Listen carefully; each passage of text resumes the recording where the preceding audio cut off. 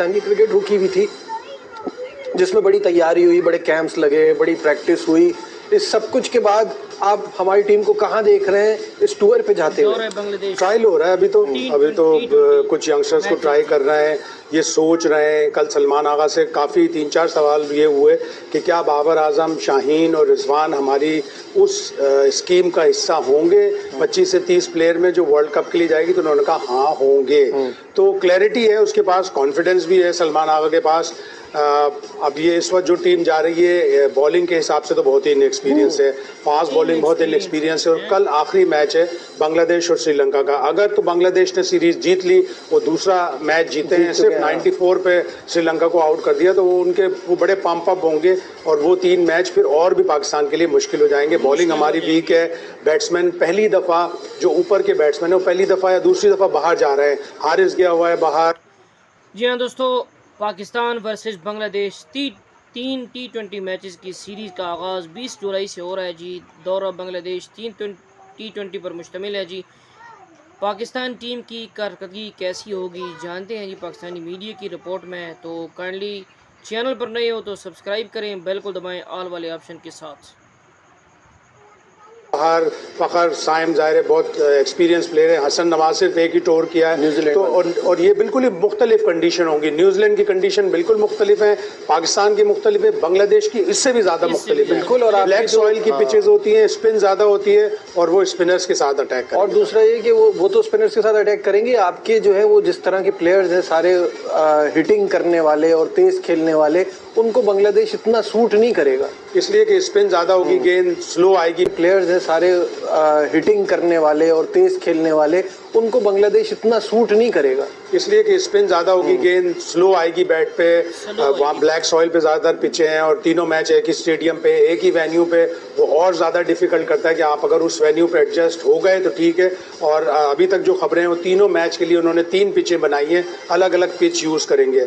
अगर एक ही pitch use करते हैं तो ज़ाहिर है वो और स्लो हो जाती है और टर्निंग हो जाती है, तो पाकिस्तान के लिए मुश्किल होगी सीरीज़। लेकिन अच्छा एक एक्सपीरियंस है, आप अभी ट्रायल एंड एरर पे चल रहे हैं। बिल्कुल सही है। सलमान अली आगा की बात हुई तो कल जब कैंप का इख्तिताम हुआ, उन्हें एक प्रेस कॉन्फ्रेंस की, उसमें उनका क्या कहना था, पहले आपको वो दिखाते हैं और फिर उस पर बात करेंगे।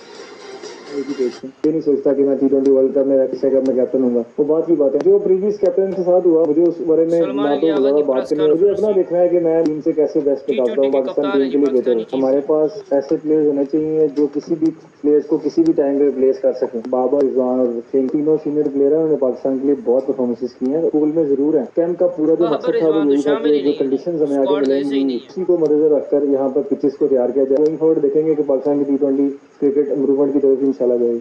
आपने कहा कि बातें बहुत समझदारी की करते हैं, उन्होंने कहा मैं रहूं ना रहूं, मेरा मिशन यही है कि पाकिस्तान टीम को बेहतर बनाना है। या उन्होंने जो हमारे स्टार प्लेयर्स का नाम लिया, मुझे ये भी ठीक लगता है कि अब आपको स्टार वर्शिपिंग से बाहर निकलना चाहिए। जिसकी जगह बनती है, जो अच्छा खेलता है, जो टीम के प्लान पे सूट करता है, उसको आना चाहिए।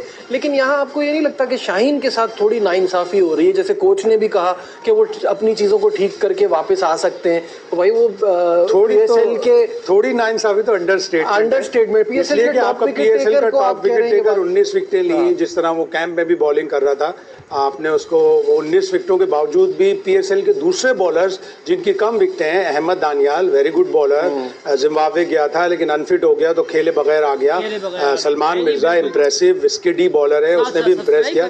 शाहीन शाह से तो कोई कंपैरिजन नहीं है, शाहीन को टीम में होना चाहिए था। और आपका वो रिदम बॉलर है, अगर उसका खुदा न खास्ता रिदम टूटा तो उसको फिर दोबारा नए सिरे से रिदम लेना पड़ेगा। अभी PSL 1-1.5 महीने पहले खेला है, अगर आप उसको ये बता देते कि बांग्लादेश में भी आपका चांस नहीं है तो वो द 100 खेल लेता या कोई और टूर्नामेंट ऐसा खेल लेता। अभी जैसे अमेरिका में लीग खत्म हुई, अमेरिका जाके लीग खेल लेता तो वो रिदम में रहता। अब आपने उसको 1-1.5 महीने विदाउट क्रिकेट के रख दिया और अब आप कह रहे हैं कि कुछ एरियाज हैं जहां वो आपको इम्प्रूवमेंट की ज़रूरत है।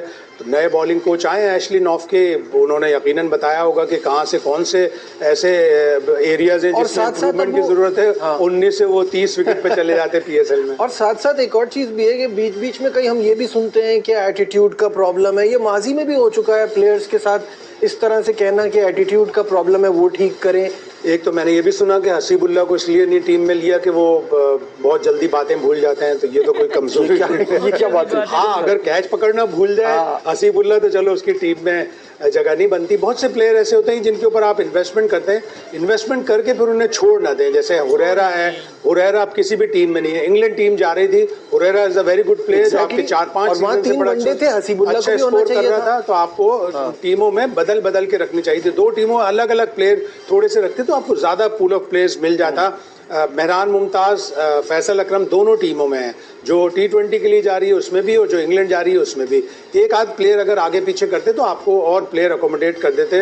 हुरैरा हो गया, इसी तरह नियाज खान जो कायद-ए-आज़म ट्रॉफी का टॉप विकेट टेकर। एक तो अल्लाह के वास्ते सिलेक्शन कमेटी जो भी टूर्नामेंट होते हैं उनके टॉप विकेट टेकर और टॉप बॉलर, टॉप बैट्समैन को तो चांस दिया पहले सिलेक्शन कमेटी को तो चांस मिले कि वो टीम बनाए। आपने अभी तो नजर यही आ रहा है कि वो उनका भी रोल नहीं है इसमें। अयाज तसव्वुर प्रेसिडेंट कप का हाईएस्ट स्कोरर, गालिबन बाबडा से खेलता है अगर मुझे सही याद है।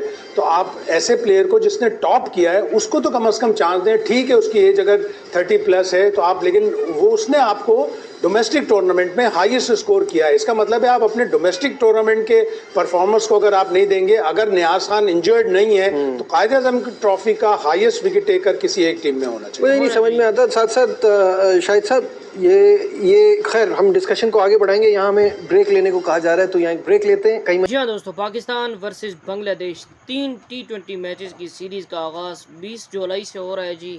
बांग्लादेश में एक ही वेन्यू पर तीनों T20 मैचेस खेले जाएंगे जी। पहला मैच 20 जुलाई और दूसरा 22 जुलाई को खेला जाएगा। तीसरा T20 मैच 24 जुलाई को खेला जाएगा जी। एक ही वेन्यू पर तीनों मैचेस खेले जाएंगे, एक ही स्टेडियम में। 3 अलग अलग पिचेस बनाई गई हैं जी। तो पाकिस्तानी स्क्वाड भी आपको दिखाएंगे इंशाल्लाह नेक्स्ट वीडियो में। पाकिस्तानी मीडिया की राय आपने देखी है जी कि Salman Ali Agha as a captain होंगे जी। उनकी कप्तानी में कौमी टीम रवाना हो चुकी है जी।